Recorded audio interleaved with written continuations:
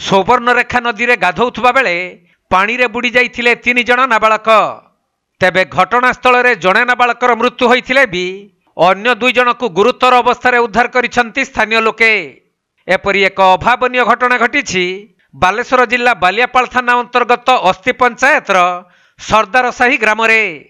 मिलिथिबा सूचना अनुसार आज मध्याह्न सरदार साही ग्रामर 3 जण नाबालक सांग सुवर्णरेखा नदी को गाधोइबाकू जाइथिले। हेले नदीर जलस्रोत बढ़ी समस्ते पानी रे भासी जाइथिले। तेणु सेमानकर चित्कार शुणी स्थानीय लोक माने समस्त को गुरुतर अवस्था उद्धार करथिले। किंतु ग्रामर सुभाष रणांक सान पुओ तापस रणांक मृत्यु होइथिबा बेले अन्य 2 जण को बालियापाल गोष्ठी स्वास्थ्य केन्द्र रे चिकित्सा चलीछि। एपरि एक दुखद खबर प्रचारित हेबा परे सही अंचल रे शोकर छाया खेली जाइछि।